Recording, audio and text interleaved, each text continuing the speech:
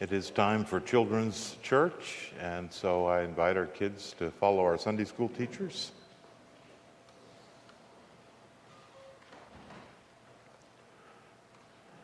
Perspective. What a difference perspective can make. When Barbara's and my youngest daughter, Katie, was about 3, we were living in Indiana at the time, and we had a little garden in the backyard that Barbara had started. One day, Katie and I were in the garden, and we noticed a baby robin that had fallen from its nest. Now, I knew that the chances that this robin would survive were just about nil, but Katie was upset and wanted to do something.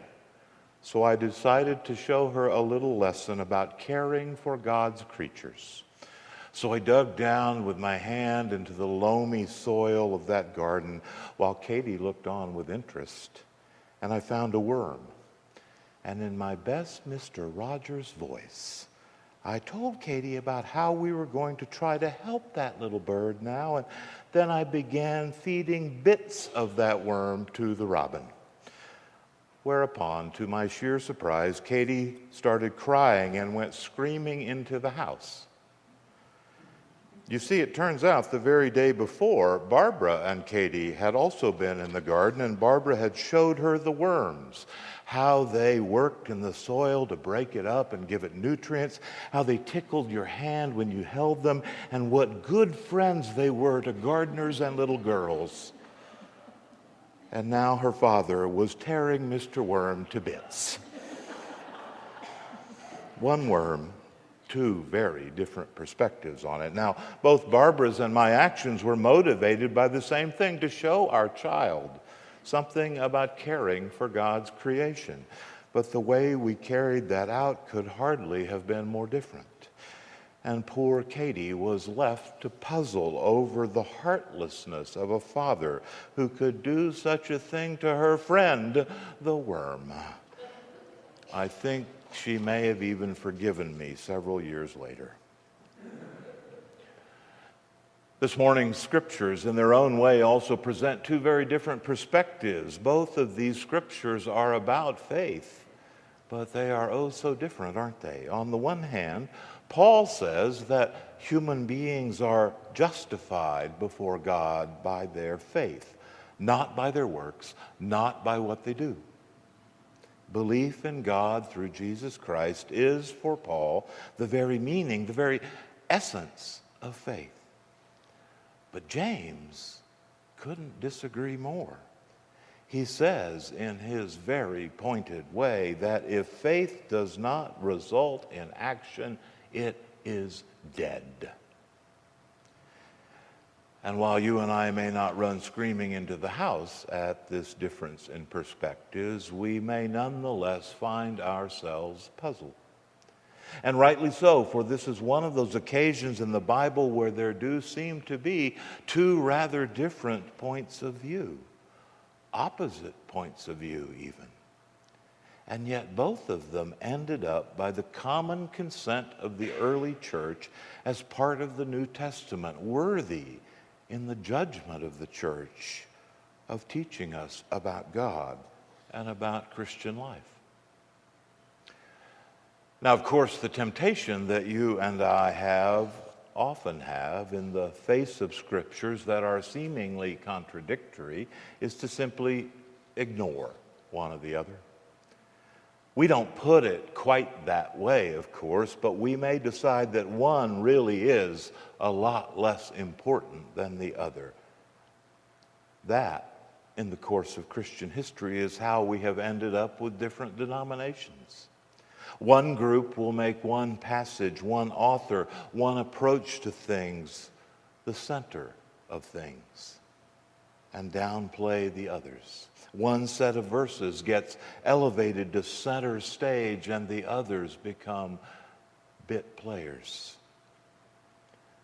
So what shall we say about Paul's and James's so apparently different perspectives on what it means to be a person of faith? Well, as all of us have no doubt experienced, when questions about complex things get posed as either or, all or nothing, then chances are that we are looking at those things much too simply. Because the truth is that each of these perspectives on faith, belief in God, and doing good things, good works, each is important.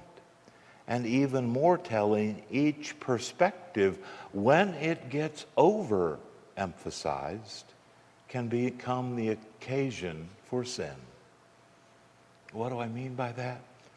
Well, let's take the first definition, the Pauline one, that faith is a matter of belief in God. When oversimplified, it can lead to some pretty sour consequences. History is full of examples of people who counted themselves as Christians and yet whose lives and actions were distorted. Perhaps one of history's worst examples is those civil servants in Germany in World War II who were in charge of making sure the concentration camps ran well. These were not the leaders of the nation, but functionaries, mid-level managers and support staff.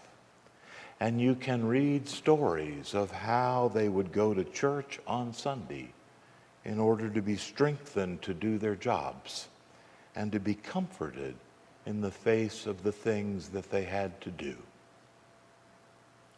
They believed in God indeed. They counted themselves as persons of faith indeed. But in the face of such an example, you can begin to see why James has a point. Is this really faith? Can one do such things during the week and call oneself a person of faith come Sunday? But you don't need to resort to such dire examples to see how an oversimple emphasis on just faith can lead to hurtful consequences. Churches and denominations sometimes find that having overemphasized the simple fact of belief in God all by itself, they don't really know what they stand for. In one of my former churches, I was once one aisle over in the grocery store and heard our church being discussed by a couple of people. One of them said, "Oh yeah, that's that church where you can believe anything you want and it doesn't matter." Ouch. Now I know why churches, including us, want to emphasize the right of folks to believe for themselves. We want to be respectful of people. We don't want to tell people what they have to believe. We have seen too many examples of churches that would shut people out because they have the wrong beliefs. But at the same time, every church that is vital and alive and growing must be committed to carrying on conversations with one another, informed by prayer and Bible study about the content of our faith. But of course, it's also possible, on the other hand, to overemphasize the idea that faith means to have the right works, to do the right things. And again, sadly, we have all seen such an overemphasis at times. For example, some of those who go by the name liberal would insist that you must do certain things if you're going to be really Christian. You must have this particular position. You must support that particular organization, or you're not really Christian. And those who style themselves as conservative do the same thing too at times. They insist that you can't really be a Christian if you don't vote for certain candidates or support certain causes. One of our children was once told by someone that her parents were not, in fact, really Christian, because true Christians wouldn't allow women to be ministers And a true Christian husband would know how to keep his wife in her place. You're probably ahead of me at this point in figuring out that where things go wrong is when either works or belief do not get balanced by the other one. Either one of them by themselves is not enough for a mature Christian faith. Take James's example or his emphasis on good works. Surely he's correct that one's faith must show itself in good works. But these alone don't suffice. The Rotary Club does good works. The Lions Club does good works. The Colorado Springs Downtown Partnership does good works. I'm grateful for all of them and what they do, but the good works that a Christian does are an expression of his or her belief. Let me illustrate with a story I've told before, but which is worth repeating here. A minister by the name of Anthony Robinson tells the story of how at the dedication of a new youth center in his community, another minister was invited to speak. The mayor of that community was also there, and after the dedication ceremony, he said this to that minister, quote, "While I appreciate your remarks today, you're a Christian minister, and I didn't hear you say anything that couldn't have been said by someone else. We need to hear something different from you. We need to hear the gospel." You see, without the ability to talk about why we do what we do, without the ability to talk about God and our belief that God calls us as Christians to live certain ways and do certain things and practice certain kinds of good works, folks won't know that we do these things because of our belief in, our joy in God. As true as that song is, they will know we are Christians by our love. I would also say that we must always go on and make sure we add that they'll know we are Christians by the way we talk about why we love the way we do. Now let me tell you something. I'm much less concerned, really, about the overemphasis in the other direction, that is, seeing faith as only about one's belief in God, and that it doesn't matter what things flow from that, and it doesn't matter if good works come from it, because that's just not this congregation's situation.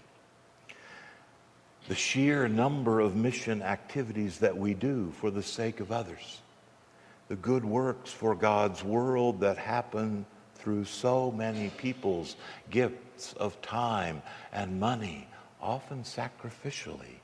The unusual commitment in our church's bylaws to take 10% off the top of contributions for mission beyond ourselves. All of these are wonderful expressions of a church that knows that faith must indeed show itself through action and good works for others. When I tell my colleagues around the country of these things, of how our building is used to make a home for so many community and mission groups, of how we have such a large commitment to offering our musical gifts to the community, well, they are sometimes a little envious. But here's what I want to say this morning. As we move into our fall season of church life and programming, what we all need to keep in mind is that the very notion of mission is about both perspectives, about both faith and works, about both belief and actions. The word mission itself comes from a root that means to be sent. And so as Jesus continues to send us into the world in mission, I believe that all of us need to become increasingly better at sharing the why of our works. Why do we do these things? That's what you and I need to become ever better at talking about. Because those who are looking for something when life is hurtful and haven't found anything that sustains them need to know both of our good works and the kind of generous and welcoming people that we are, and they need our best thoughts and words about what God is like, so that they can see that we want to be an alternative, a life-giving alternative to those who would tell them what they have to believe or what they have to do or what they have to think in order to be a real Christian. It is, for example, a wonderful thing to give our money and our contributions of clothing to Urban Peak so that homeless teenagers will have a safe place to go, but we also need to continue to get even better at talking about why we believe God wants us to do this, about why in a time when the majority of teenagers are homeless because their parents put them on the street when they came out, we believe we need to show and tell why we believe that every child, no matter what, is deserving of a place of safety and healing and hope. Every one of our mission activities is a wonderful thing to do. And it's also the case that we need to get even better at telling folks why we do what we do, in an era in which so many people have experienced the very idea of church as meaning a collection of bigots. Do you need help with the telling part? I would urge you then, if you aren't already doing so, to attend an adult Sunday school class or one of the small group studies about our faith that Norman Heimer will be convening this year. And indeed, the simplest way to sum all this up is with that tagline that every one of you do indeed, I'm sure, remember from grade school that Catherine talked about in the children's moment: show and tell. Show and tell. For you see, our mission is always about both show and tell. It's always both and. How will you do better at both those things in the coming months? I, for one, am looking forward to how we will answer that question together to the glory of God. Amen.